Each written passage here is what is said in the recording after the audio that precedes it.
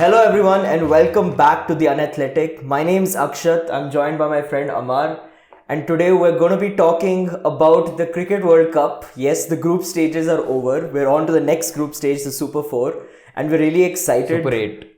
Oh yeah, Super 8 with two groups of 4. Yeah. I don't understand the way these things are named. But Amar and I think we both didn't expect the tournament to kick off in such a exciting fashion. We thought, the big teams would kind of cruise through the group stage. And I think in terms of upsets, we've not really had a lot, but we've seen some great cricket, and we're just going to start unpacking that. Amar, I think the best place to start is, talking about these minnow teams, these associate nations coming out. And I think almost at least half of them have had that one big moment, right? Where they've gone into a game, they've got really close to winning. They maybe couldn't just get over the finishing line. We're thinking about Nepal, for example, against England. But still, some great cricket which was played by these teams. Yeah, before we get into that, someone had commented that I shake my legs too much and that I'm nervous. I'm not nervous, it's just a trait that I've had since I was a kid. So I'm going to try my best today to keep these legs as long as possible. You're on probation, dude. But that's very good constructive criticism. And if you guys have more things that need to change, let us know. But yeah, coming back to these associate nations, I think all of them had a moment where someone or the other stood up and been like, hey, we're here to play cricket, we're not here to be just fill in the numbers. Yeah, just fill in the numbers. Which is what I thought is going to be for most of these teams going into the tournament. I mean, actually, if you go to see with Netherlands, were just one catch away from beating Pakistan. Was that the first close shave we have in the tournament? That was I think the first minnow team versus big team kind of game that was happening. But they were one catch away. I mean, Pakistan needed about 26 in the last 8 balls or something like that. And if that catch was taken, it was done. There was nobody coming in after that to rescue them, and that catch changed the momentum. But Nepal did have their moment.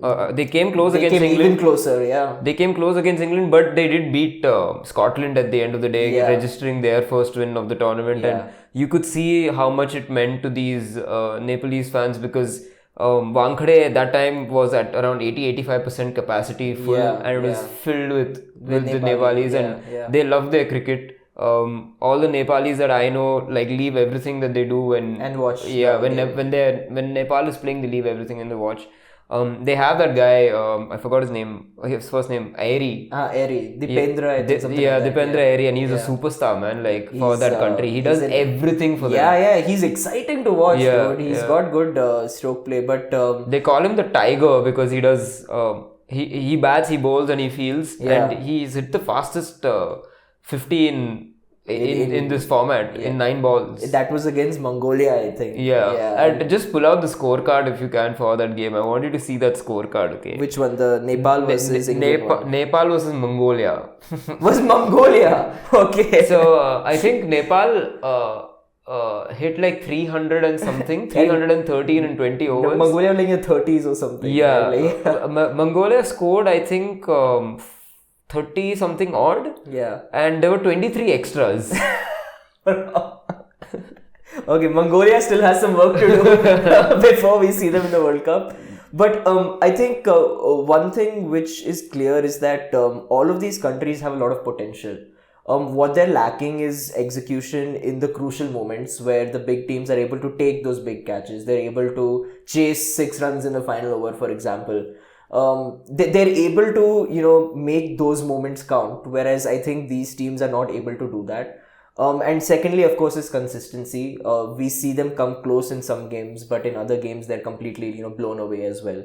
So definitely, I think these are problems which can be solved very easily, which is just playing more competitive matches, being exposed to, the big crowds, the big occasion a little bit more. And I think for the first time in a long time, I genuinely feel like the future of cricket is quite healthy, because we've had tournaments where we've had, these minnow teams play, but I don't really think we've ever seen the kind of impact which we're seeing right now. This might just be nostalgia and rose-tinted glasses, but I definitely saw something at least in this tournament which I've not seen before. Yeah, a lot of I think franchise cricket has helped shape up T20 cricket a lot, because look, Nepal had to chase down 9 runs in the last over against England, right? Yeah. And they couldn't do it.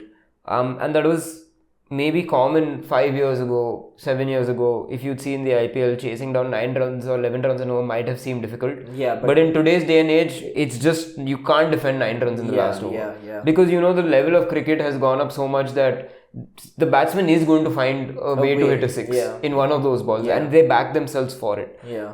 These guys have not been exposed to that kind of cricket yet. Yeah. But with the advent of, say, the SA T20, which I think is huge for all of these smaller nations to get into, is huge for South Africa as well, because they need to step up to the likes of what Australia, England and India are. Yeah. So I think those kind of tournaments are going to help these teams a lot. Sikandar Raza has been going and playing everywhere. Yeah, it's not even that. It's like even the Abu Dhabi T20, right? Like you're going to have maybe 2-3 players of the Oman squad which are there in the squad of these teams. It's not like they're going to be starters, but just being part of this atmosphere, being exposed to that level of coaching, sharing the dressing room with more established players. Things like this is what's required to grow the game and increase kind of the mental capacity of these teams to handle it. And I think we're seeing that going forward. You spoke about Sikandar Raza. I think we need to talk especially about Zimbabwe, because unbeaten, Amar. And the one game which they didn't win was a no result against Ireland. Yeah. Where even that game, I think they could have won. Yeah. They're strong favourites. I can even use that word now. They've been a joy to watch. They've got real quality. Blessing, I'm not Murzabani. Not bad. He's come to the tournament. He's picking up wickets. Brian Bennett, their opener, is more of the openers of old, where they're not looking to just belt in the power play, but rather set the foundation for the entire 20 overs. The man has not been dismissed this tournament. He's finished every game. I like that other guy though, who opens with him. What's that guy's name? I can't pronounce his name, but he brings out the reverse sweep again and again, man. He's damn cool. I know Tadiwanashe Marumani, correct. Yeah. And but it's not just. I mean, Murzabani has taken now. I think against Australia is when he reached 100 T20 wickets. Really? Yeah. So he's not like someone who's just. He was picked by RCB also 2 seasons ago. He was in the RCB camp. I think he played 1 match and got absolutely pasted. He did, but I mean, like 3 matches, 9 wickets at an economy of 7.89. You're taking that any day. He's joint second highest wicket taker in the entire tournament, level with Varun Chakravarti as well. So I mean, Sikandar Raza as well. He seems to be like that Captain Fantastic who can do everything. He comes out. His 4 overs are always crucial. His batting, the hitting he brings, the striking he brings lower down the order. It's fun to watch them. I think their victory against Australia was not a fluke. It was not very clinical. Very clinical. They outplayed Australia completely. They thrashed Australia. I mean, Australia were flying because English had gotten off to a good start, and then suddenly they're like 27 for 4. Even Craig, I think, is their other opening fast bowler. Okay. Even he picked up a couple of wickets, and he was really, really good for them in the qualifying tournament, which they play to get into this main tournament. Yeah. He was one of their premium bowlers. Brad Evans also is a good part of their I think Evans only. Brad Evans, yeah. So, I mean, there's a lot to look forward to. That group, I think we can talk a little bit more about. But no, wait, before that, I want to talk about like the Zimbabwean team and how they've reached here, okay? Is this a story time? It's almost like that, but I mean, I'm not going to dwell much on what kind of coaching and what kind of players they've gotten. One thing is for sure is that they've really gone to the grassroots levels to like select their players. We have to understand in context that Zimbabwe cricket was not in a good place in like 2018, okay? Yeah. Because from that time on, they've not qualified for any of the tournaments. 2 50-over World Cups and 2 T20 World Cups. They were not part of it because they failed to qualify. And like for the listeners, like Zimbabwe were one of those teams which were on the verge of becoming, like they did play test matches. They were on the verge of becoming a regular playing nation. I mean, they were a regular they feature were, in the yeah. World Cups. Like they had those players like Heat Streak and all, yeah. But what ended up happening, of course, was that there was an economic collapse and the government decided that they can't invest into sports. So we didn't hear of Zimbabwe for maybe like 10 years, and now suddenly they're back into the scene. So like, what's happened over there? Also, like as I said, they didn't qualify for 4 World Cups, right? Yeah. In between that entire process, their captain and who's been like I think his name is Brendan Taylor or Craig Taylor, I forget, but something Taylor. He's been one of their leading batsmen. He was caught for doping and for spot fixing. Oh shit! So they lost their captain as well during this time. Yeah. In 2018, to the qualifier of the 50-over World Cup, which was happening in England, they had to win one last game against UAE, which they were playing in Harare in their home ground. And UAE were not even close to the level that they are right now. And they're a pretty bad team right now, right? Yeah. So everyone thought that this is going to be, easy win for Zimbabwe. Yeah. But they lost that match by 3 runs on a Duckworth-Lewis system. Oh no. And they were completely heartbroken, like the fans and everyone just sort of... Which year was this? 2018. 2018, huh? In fact, the fans were all ready to go and watch their team play in Lord's, Trent Bridge, etc. But they were completely heartbroken. Coming back to what they're doing currently, Justin Salmons is their coach. They agreed to play all of the... it's called the Futures Tour program, the ICC Futures Tour program. Yeah. Where ICC planned for 10 years down the line, where they want each country to play the other at least once home and away. Okay. All associate nation, all member nations. So that's why we see these random tournaments happening against Zimbabwe, because it's this whole 10-year plan. And they decided to play 10 test matches in the last year. Okay. Because they wanted to get prepped for this World Cup. Okay. They had a very strong, quietly confident team. Okay. Right. But I'm not going to talk about the team, as I said. I'm going to talk about this one guy, Marvin Kwaramba. Go for it. Okay. Marvin Kwaramba is part of the Castle Corner. Okay. And the Castle Corner are what the Zimbabwe Ultra fans are called. Okay. So the Castle Corner is one of the stands in the Harare Stadium. Okay. And they realized that a lot of these regular fans are coming again and again to watch the game, and they were all spread out. So they wanted to organize it. Yeah, so they got familiar with each other, and they decided they'll all congregate at the Castle Corner, which is why the name has come up. Now, this guy was the head of the Castle Corner Association. Okay. Prestigious title. Yeah. He was the secretary. They have right now they have more than 200 members. Okay. This guy wanted to leave his post after 2018 because he got a heart attack because of extreme blood pressure after they lost that game. Bro. Yeah.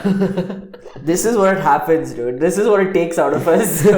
But someone convinced him to stay, okay, saying that, these are our boys and we need to support them. Yeah. So now they're in full swing, dude. The Castle Corner have come with a contingent of 6 to Sri Lanka. And it's a damn cute story because the entire trip to watch the group stages in Sri Lanka was costing about $2,000, including match ticket and stay. And Zimbabwe's per capita income is just less than $2,500. Okay. So people had to spend a lot of their savings. Of their savings to come and watch. Yeah. But 6 of them have come. They're in touch with the team. They talk to the members of the team throughout. They have chants for each and every member of the team. That's awesome. Each and every player has their own chant. Yeah. And we know, ultra fans are usually these super aggressive, hardcore people, right? This is the complete opposite. These guys are fully spiritual, fully wholesome. They talk about the spirit of some god that they worship coming over them and their players. I love it, dude. I love it. Yeah. I hope we get... I mean, we will face Zimbabwe. But the thing is that they've run out of the budget. Because they didn't think they'd go this far. So all of them are heading back now, and they're fully excited to support their team from their home. Oh man. Okay, listen, I think we need to start a GoFundMe. Yeah, try to get these boys, at least for the India games, so they're part of that whole atmosphere. Yeah, or if they qualify for the semis or something. Then we gotta. Yeah. Then we have to, dude. For the game, we just have to get them over here. And the best part is these 6 who've come, right? All of them are working professionals. None of them are ultra loaded Zimbabwe. They're just hardworking men who... Men and one woman. Oh, one that's woman, lovely. Yeah. That's lovely. That's so nice, man. Yeah. I mean, this is also a part of growing up as an associate nation, right? Like you're having a dedicated following, which is like growing the interest of the game as well. I mean, that's So another thing. nice. Like Netherlands fans showed up. Yeah. Italy fans were, I mean, not that so many, much, but they yeah. were there. Nepal, as you mentioned. Scotland fans were there. Yeah, they'll get behind the team for any sport. Yeah. But yeah. I mean, since we're speaking about Zimbabwe, I think we also have to address Australia, the team who they knocked out, who a lot of people, including us, thought that they would be dangerous in the tournament. Prior to the tournament, they didn't have the greatest form. They lost to Pakistan, and before that, they lost to India at home as well in the T20 series. But there was always this feeling that, once Australia get their players back and, in a big tournament, you can never count them out. What ended up happening is that their, big bowlers did not come back. Pat Cummins has not been able to play. Josh Hazlewood has not been able to play. Mitch Marsh missed the first game. Not fully missed the fit. first game. He came back and he's played well, but not fully fit. But yeah, but I mean, it's a shadow of what the Tim David was not there at the start. Tim David was also not there. What do you think the state is of Australian T20 cricket, Amar? I don't think there's reason to be worried because a lot of people are saying that Australia don't give importance to this format. Yeah. I don't think that's true because they've invested a lot of money into the Big Bash. They have. And I don't think Australia are that kind of nation who will pick and choose which tournaments they want to compete in. Yeah. If they're part of a tournament, they're not there as participants. They want to go and win no matter what it is. Yeah. I think this time what happened was, as you said, Cummins and Hazlewood both are big misses. Yeah. They did not. I mean, they had adequate replacements in Washes and Bartlett and all of these guys, but it's not to the level. So I think that is the one thing which concerns me about Australia. Like their domestic game is in a good space, but when you have a legendary trio of bowlers, I think you can also compare it to what India might go through when all Bumrah, Shami and Siraj have retired. And Siraj, you can say, are already on the front. But I mean, we still have them in some formats, right? Whereas Australia has depended on these three across each of the formats, and now clearly they can't play all formats. I think Pat Cummins also, lot of injuries if you see over the past year or so. They do have good bowlers, but they don't have that level of danger attached to them. Like a Nathan Ellis is not going to strike fear into my heart. Bartlett, that's the thing, like, will not strike fear into my heart. When Hazlewood and Cummins first started off, we felt the same way. No, but that's what I'm trying to say. It's like, it's going to take time for them to reach the levels which we are so used to. It's like England without Broad and Anderson, like they are suffering as a test playing nation without those 100%. And I feel like Australia is now in that phase where they're going to suffer for a bit before the other people come up to the mark and replace transition phase for sure, especially when I would say the top 3 test bowlers right now are Hazlewood, Cummins and stuff. So when all 3 are going, it's going to be difficult. Yeah. But I think what happened here was that the current set of bowlers have not really adapted to what it's like bowling on slower pitches in South Asia. Yeah. So with the experience of the IPL, Hazlewood and Cummins have become really good bowlers in India. Stark as well. Correct. These guys are still try to hit the deck hard, and they were not getting much purchase out of it. Yeah. We could see it in that Sri Lanka game when Pathum Nissanka was just feasting on the length that they were bowling. Let's just talk about that guy for a bit. Yeah, dude, he is too good. That catch to dismiss Maxwell, one of the greatest catches I've ever seen. My God, I don't even know how he got up that quickly. That high. That match against Australia where Sri Lanka just absolutely destroyed them. I mean, it looked like Australia had got off to an incredible start with Mitch Marsh especially just taking on the bowlers. They were 100 for no loss at one stage and then bowled out for 180. Talking a little bit more about the lower order batting issues, which we have spoken about before the tournament started, that Australia might be facing that. But all credit to the Sri Lankan team, man. Yeah. When Hasaranga was ruled unfit and he was not going to be able to play, there was a little bit of, okay, he is actually one of your experienced players who has played in the big leagues. Without him, are you going to be able to cope? Turns out, they're absolutely able to they have a dearth of spin bowling talent. They have Alelage, they have Theeksana, they had Kushal Mendes also who came and bowled a little bit. I really like the way they pulled that game back because I think after a point Australia was just not in it. They lost all of the momentum that they'd built at the start.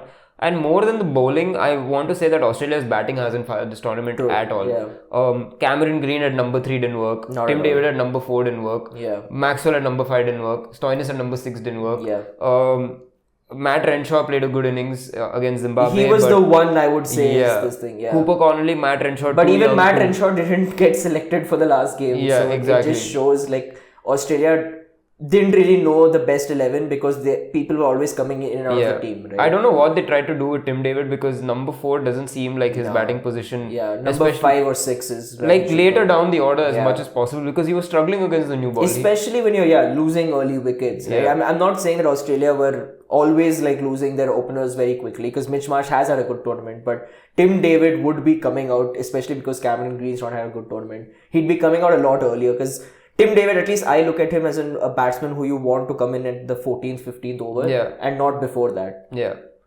So they got a few things wrong. But yeah, Sri Lanka pulled that game back really well and that batting display, man. I think in recent times it's one of the best T20 innings I've seen simply because I'm so used to watching players just go out and like half middle the ball and hit an edge and goes for 6 and they get 100 like that. Yeah. But none of that happened in this innings. It was just pure class, pure timing. He found the gaps really well. He paced that innings so beautifully. He did, yeah. There was a time when they were, whenever they would get a little bit under pressure and the asking rate is like just creeping up to 11, he would play that aggressive over and bring it back down. Yeah. It was a master run chase and that will give a lot of confidence to Sri Lanka going into this next set of games because at the end of the day, it is a home tournament for them. Yes, it is. They would want the fans to be like completely behind them, behind the players. And the players look like they're in a good headspace. You can see there's confidence in that team. Like for me, it is about how the team reacts on the field. Yeah. Like if they drop their shoulders or they're dropping catches and body language. Yeah. Over here, they were really pumped up. Even though they dropped a few catches against Australia, they missed a stumping also. Yeah. They were always at it and they wanted to give their 100%. And then we saw like some sitters being dropped and then we saw some incredible catches being taken. Yeah. Okay, so now Amar, let's move on to the group of death. Quite possibly one of the greatest games of cricket we've ever watched occurred in this group. I'm talking about South Africa versus Afghanistan.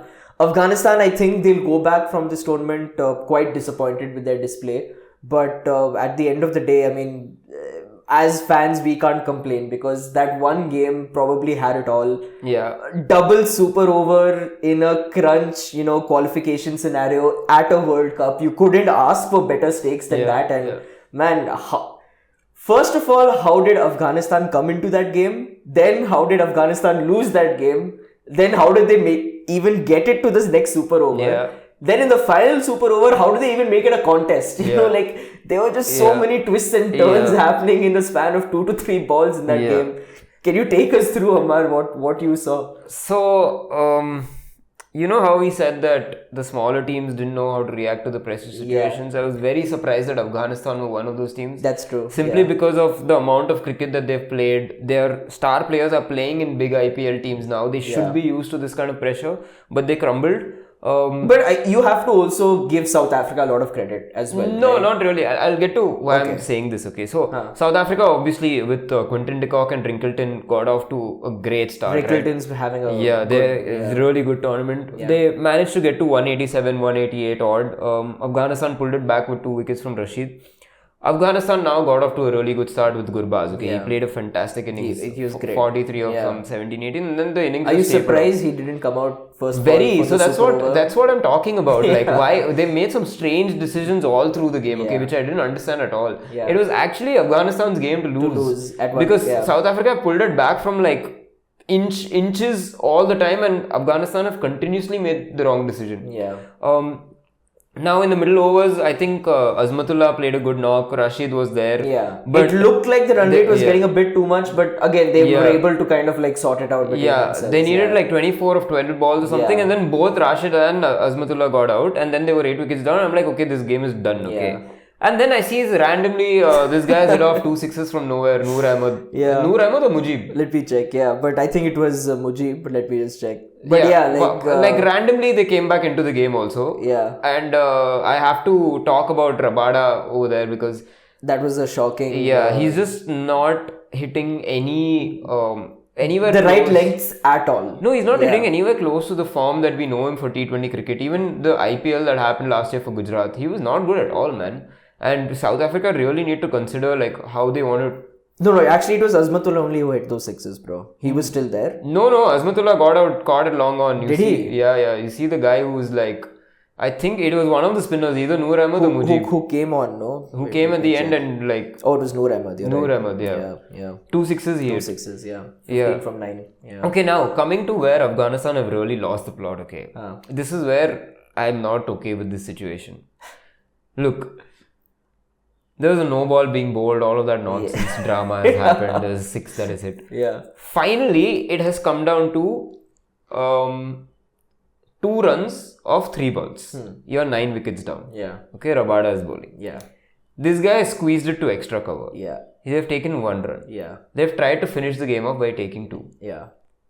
Why would you want to take that risk? It's pure panic. Yeah. Pure panic. Yeah. So, now, if you just taken that single, you've already tied the game, right? Yeah, and you have now 2 balls to get 1 run. And if you want to take that risky buy, you can take it on the last ball and anyway go to a super over. Right? Exactly. You're not maximizing your chances over here. It was a panic. I don't know what else to say. Like they didn't know what to do in that situation. So that's where like a calm head needs to come in and like tell them that listen, 2 of 3 balls, just take a single, right? Yeah. So we anyways a single is a great result. Yeah. We're anyways reaching the super over and giving ourselves the best chance to win this match and end it there. Yeah. They didn't do that, fine.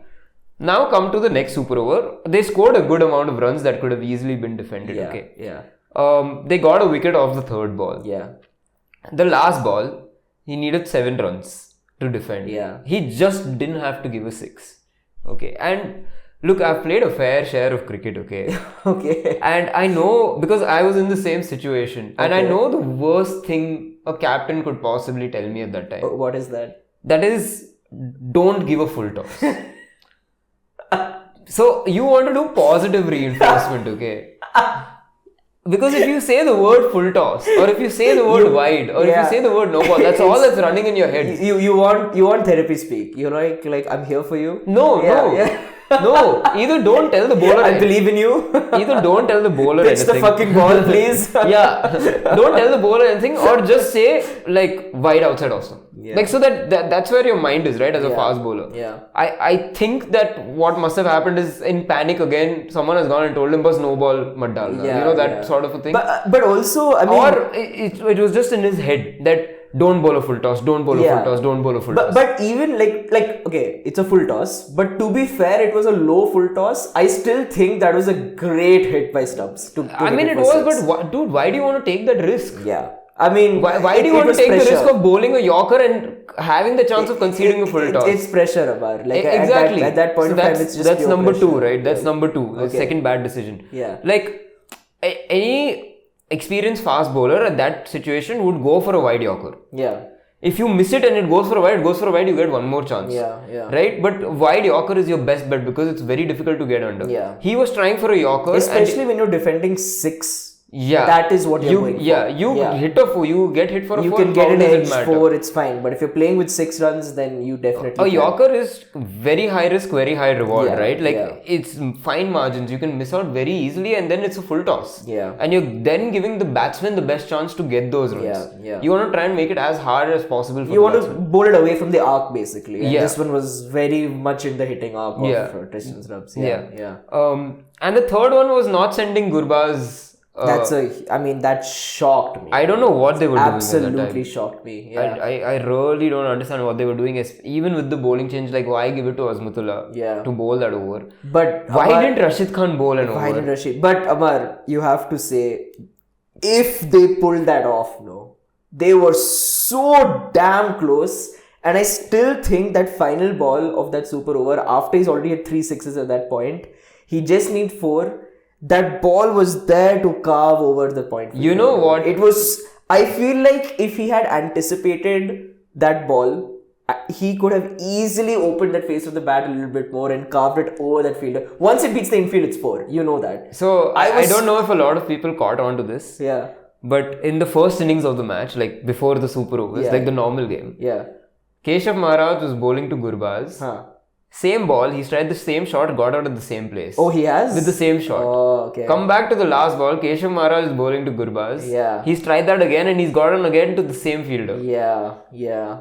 I mean, again, like, an incredible game of cricket. It just has to be said. South Africa, of course, qualifying, looking quite strong. I think we all expected it. We said that they have kept the same core of the team which reached the finals last time round, and they look like a team who mean business. They look so professional. They're like, we are here for the finals. You know, I don't look at South Africa and like, oh, we're trying to figure out our combination. We're trying to, back ourselves in certain situations. No, we're just going to go out, get our work done, go on to the next game. I think it's, they're looking quite dangerous this tournament. Even without Heinrich Klaassen, so. Yeah.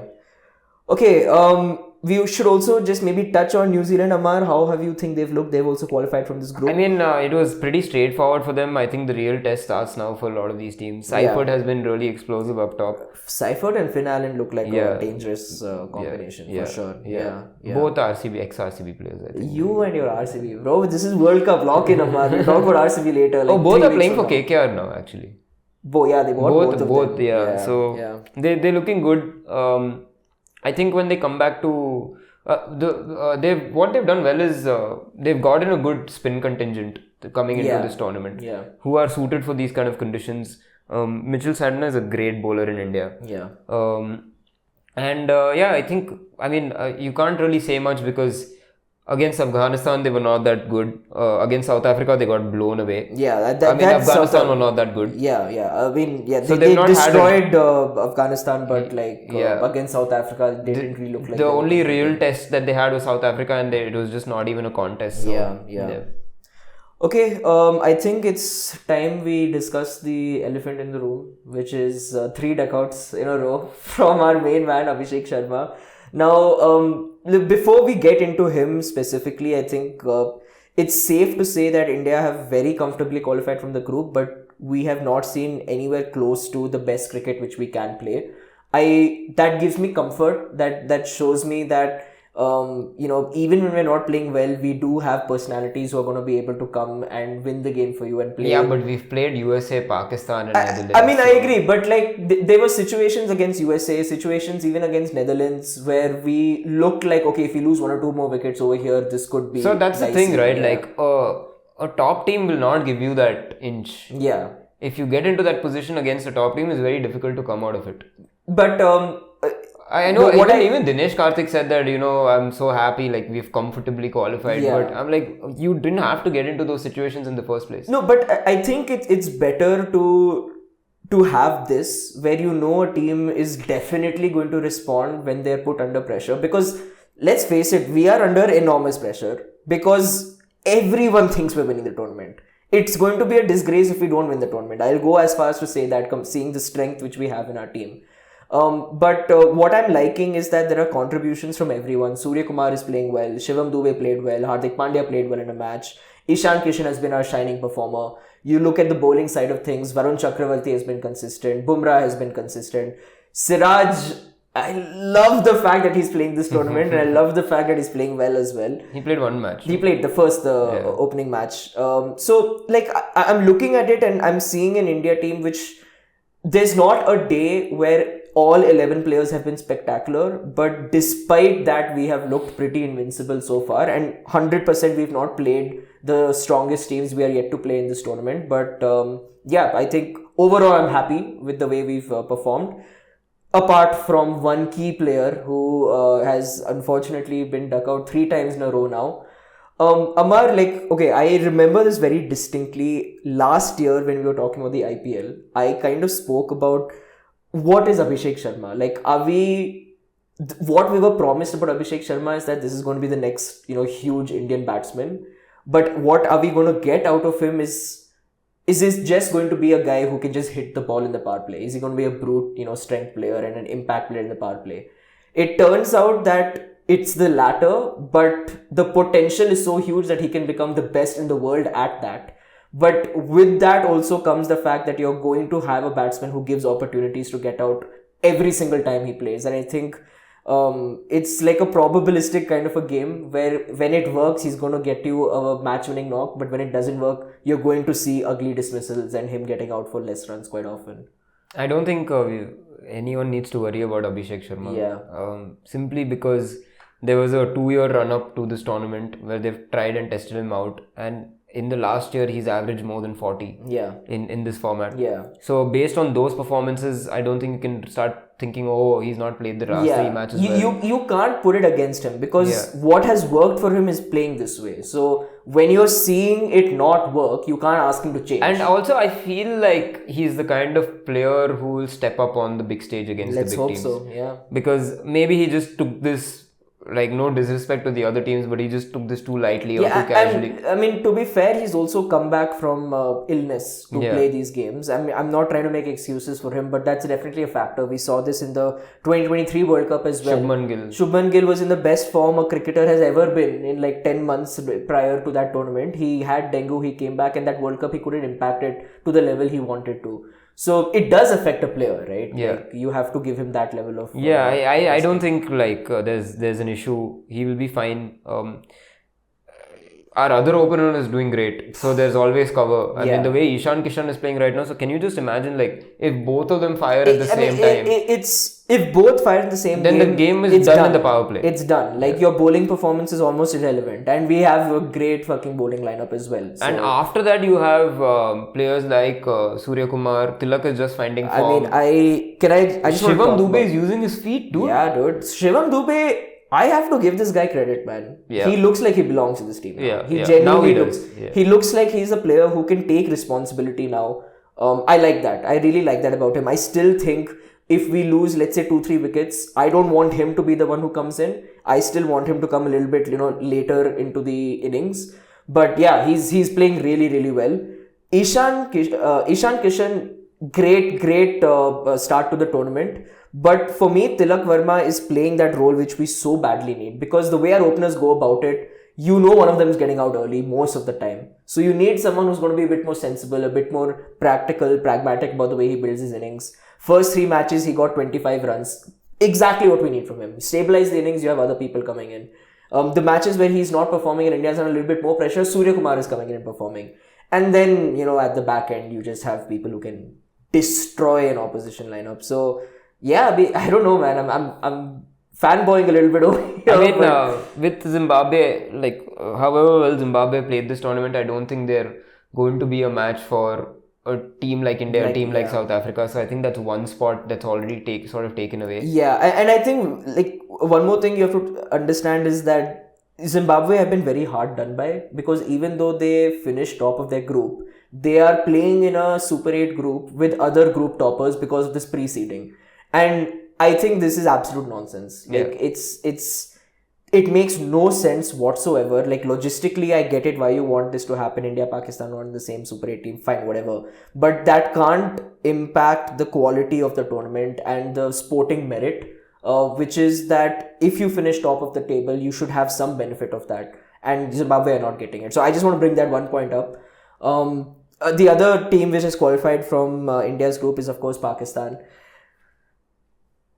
I am shameless enough to enjoy every single Pakistan thrashing which comes our way. I let it continue for 15-20 years. Let there not be even one close competitive game between these two teams. I just don't care.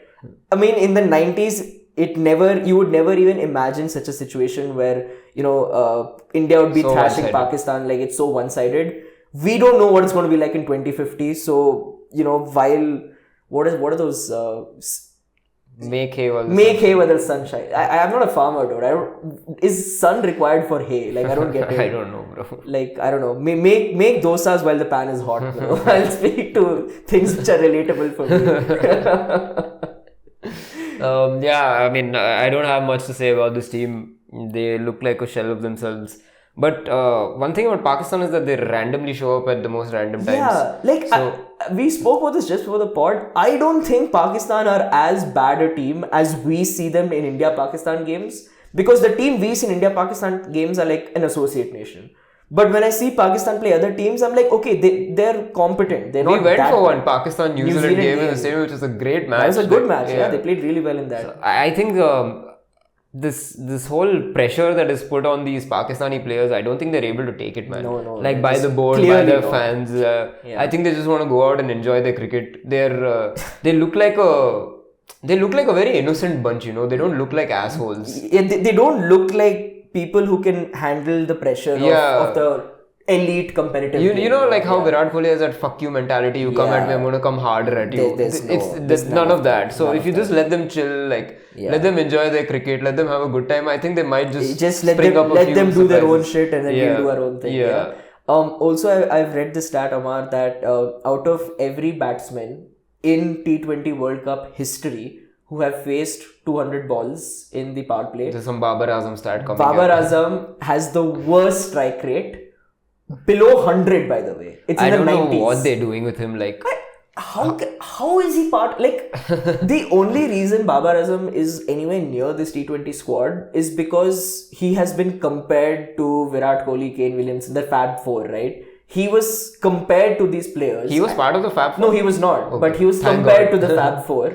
And I think since then, Pakistan have said that, oh, this is our superstar. And he has to play every game. And he has to be a part of all of our squads. And that's why he's there. Because you take this one fact away and you just look at the performances in T20s, domestic leagues included.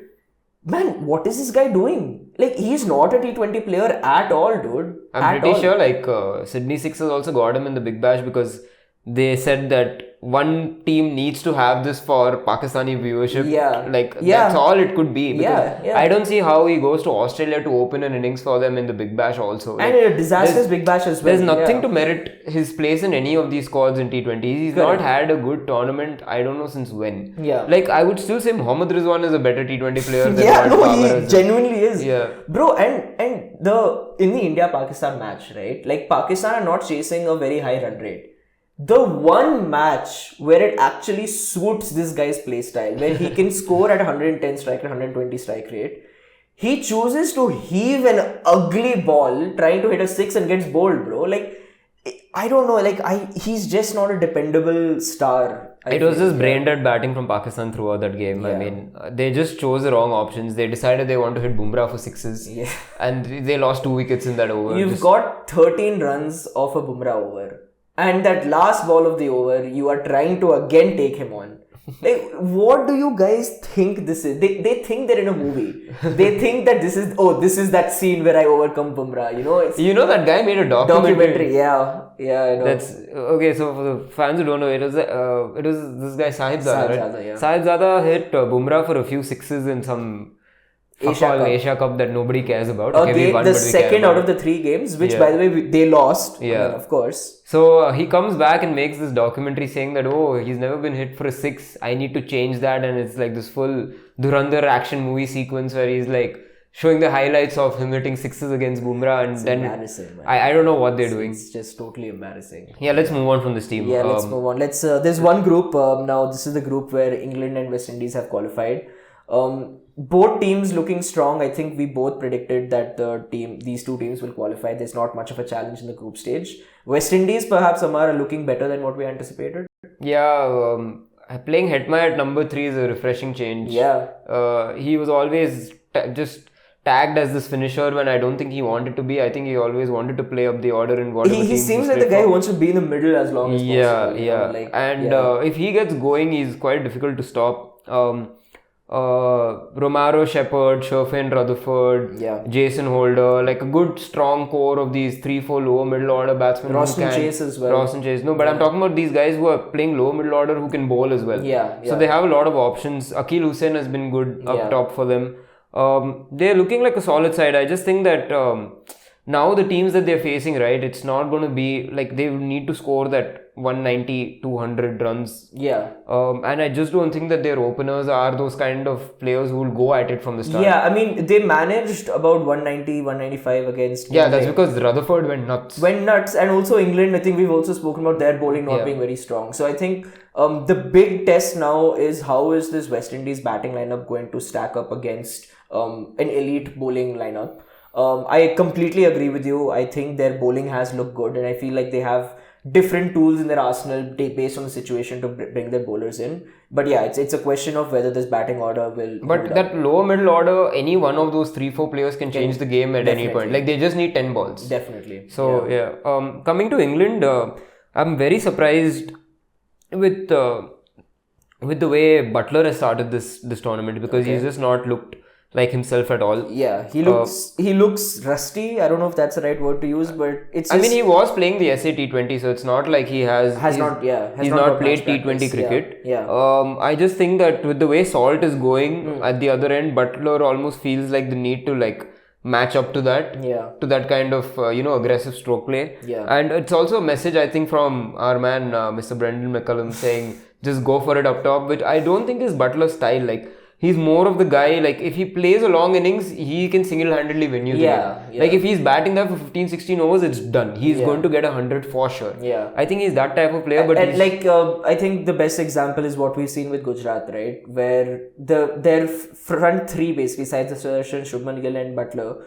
would face almost like 16 overs between just the three of them, right? Yeah. I think that's what Butler is more suited towards. Yeah. So what you're saying is right. But I'm surprised with how Bethel has come into this tournament. He's looking really good. You and Bethel. Dude, he's such a gifted player. You guys can't see this on camera. He's drooling right now. He's such a gifted player. I just hope RCB find a way to make him play. Focus, Amar. We'll talk about RCB later. No, but he's looking really good.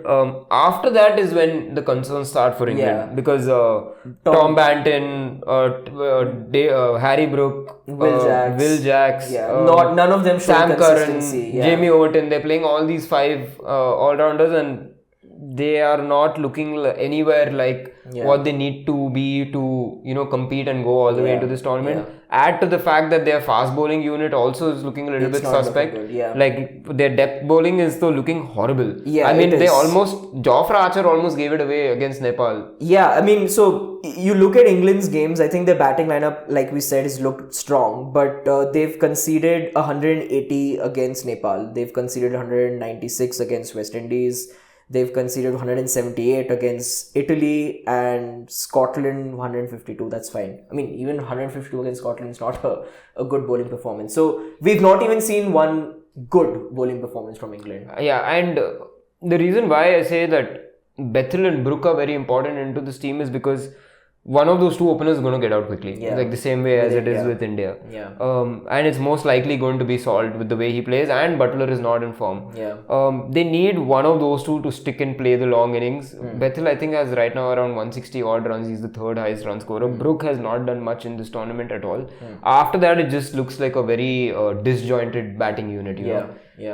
Where they don't have any. I'm surprised they didn't take Livingston, because I think they could have used a player like him in the lower middle order with the spin bowling as well. We'll have to see how they go. So we'll talk about the groups itself in the Super 8 now. Group 1 is Zimbabwe, South Africa, West Indies and India. Let's just talk, Amar, who are your two favorites? India, South Africa. So what do you think is, I'm going to call it the crucial game of this group, right? Because if you're saying India and South Africa are going to qualify, then India versus South Africa is not that important, right? No, actually it becomes even more important, and that's why I like it. So when it's the groups like this, I like to have the big games up front. Because it puts the pressure on the losing team, even if it's against, like, now South Africa have lost the first game and then they have to go and face Zimbabwe. Right? If they're playing Zimbabwe first, it's like, it's a done deal. So for you, tomorrow's game, this episode might come out after that, but the India versus South Africa game is the crucial one. Very crucial. And then the next group is New Zealand, England, Sri Lanka and Pakistan. Who are your two teams? This is interesting, actually. I'm actually looking at Sri Lanka and New Zealand to qualify from this group. Sri Lanka and New Zealand, that's interesting. That's very interesting. Sri Lanka and New Zealand will come through, because I just don't. This England team look a little suspect to me. You don't think their batting prowess is enough? No, I don't think so. So again, now what is the crucial game in this? Also because see the teams that they're playing, right? They're playing Sri Lanka, Pakistan and New Zealand. All three of them have a very good arsenal of spin bowling.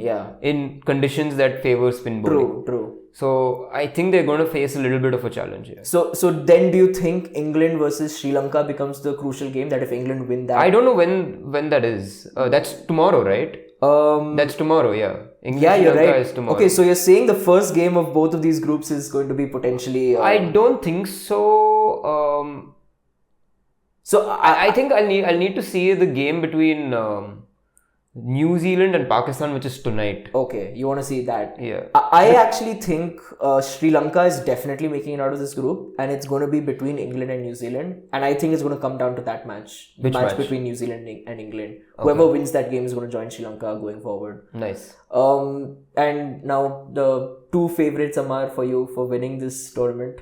I mean, it's hard to look away from India, but I feel that we could be in for a big choke, man, in the semis or in the finals. Oh no, Amar. Yeah. This team is sort of looking like that. You know, the previous, like, I didn't feel this way about the 23 World Cup because that team had aura about them, right? Yeah. This, I feel there is a little bit of a maybe we might have a collapse. It's possible. Like if you lose 2-3 early wickets, you don't know. Very tentative. Yeah.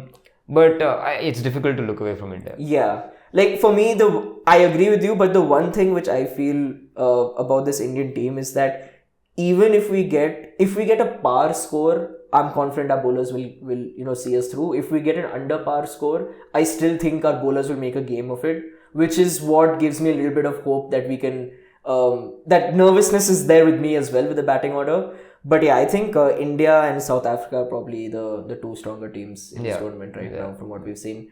I am backing Sri Lanka. I really want them to go far. I want an India versus Sri Lanka finals. Oh, that'll be nice. But that'll be in Colombo, right? I'm not sure. I think only India-Pakistan final will be in Colombo. Okay. But yeah. I don't want that final. Yeah, no, that's too much. Alright, thank you so much for staying with us till the end of the episode. I hope you enjoyed it. Please do like, share, subscribe, comment. We like interacting with those of you who reach out to us, and we'll see you very soon on the next one. See ya.